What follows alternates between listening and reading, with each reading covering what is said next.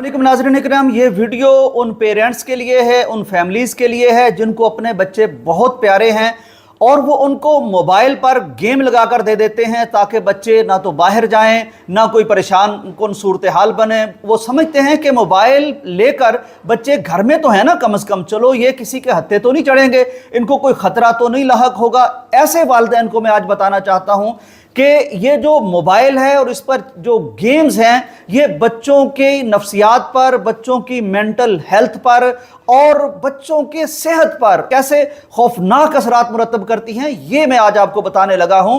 आप सुनकर चौंक उठेंगे कि ये किस तरह का वाकया सामने आ चुका है और ये मोबाइल के जरिए से इस कदर खौफनाक सूरत हाल भी हमारे नन्हे बच्चों के जरिए से सामने आ सकती है। यह वाकया लाहौर के इलाके काहना का है। काहना में एक घर 2 मंजिला मौजूद था जिसमें रात लोग सोए हैं तो नॉर्मल अंदाज में सोए हैं, जब सुबह उठे हैं तो एक ऐसी क़यामत उनके घर में उठ रही थी और वो सब सो रहे थे कि फिर इस जैसी क़यामत उस घर में शायद कभी नहीं देखनी। नाज़रीन, हुआ यह कि यहाँ एक अली ज़ैन नामी बच्चा था, 14 साल उसकी उम्र थी।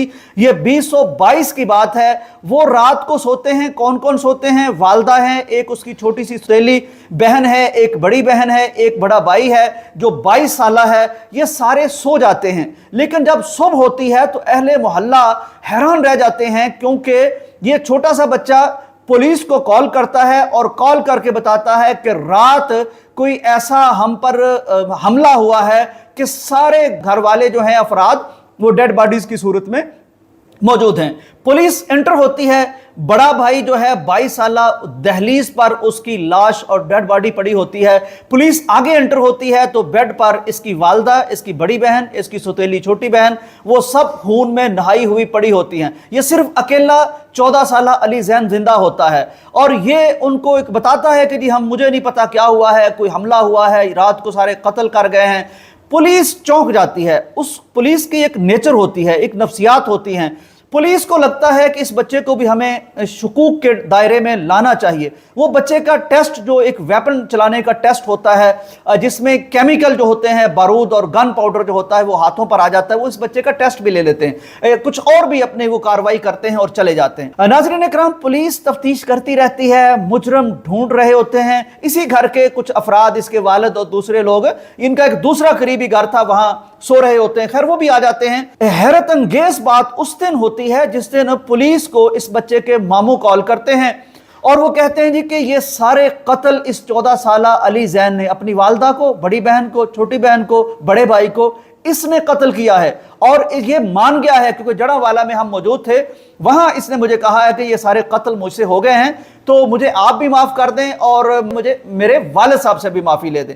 वो पुलिस चौंक जाती है, ये क्या बच्चे की उम्र क्या है, 14 साल, इतने प्यारे रिश्ते, ये कैसे उन्हें कत्ल कर सकता है। खैर पुलिस आती है, ये उनके सामने भी बयानात दे देता है, जबकि इससे पहले ये बयान दे चुका होता है कि ये मेरे मामू की कारस्तानी है क्योंकि मेरा मामू मेरी वालदा की जायदाद पर कब्जा करना चाहता था।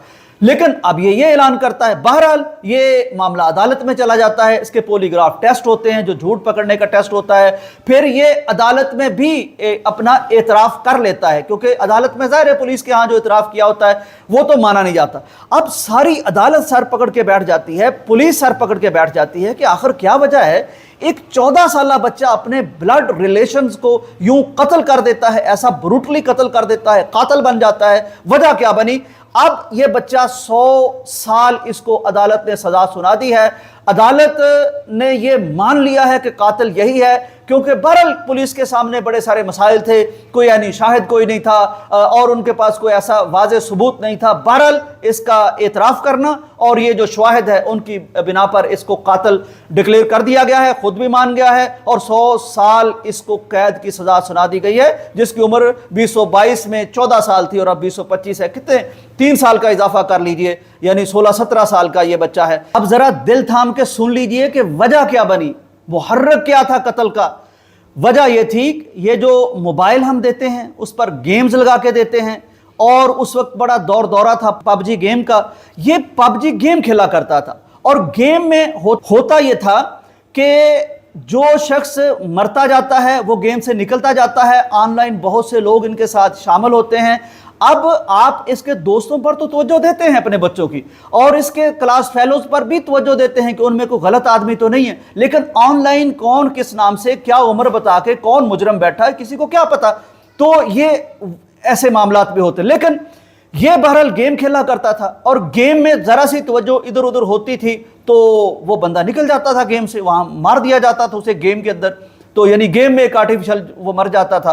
तो अब जो आखिर तक जिंदा रहता था वो जीत जाता था। चुनांचे अब इसको गुस्सा इस बात पर चढ़ा कि ये गेम खेल रहा था, इसकी वालदा उस पर नाराज हुई, जाहिर उसने कह दिया होगा पढ़ लो या सो जाओ या छोड़ दो मोबाइल को।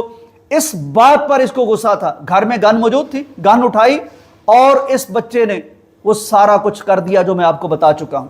तो ये असरात हैं इस मोबाइल के। मोबाइल दीजिए, जदीद दौर है, इसमें बच्चों को सीखना भी है, बच्चों को फैमिलियर भी होना है मोबाइल से, लेकिन ये ऑनलाइन कौन सी गेमें खेलते हैं, किन से राब्ता करते हैं।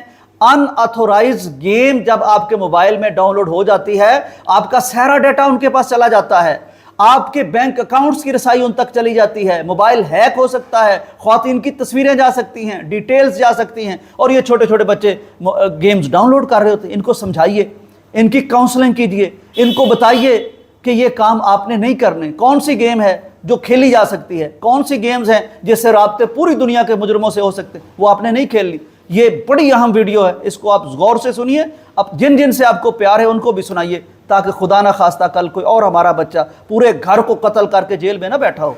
इजाज़त दीजिए, अल्लाह हाफिज़।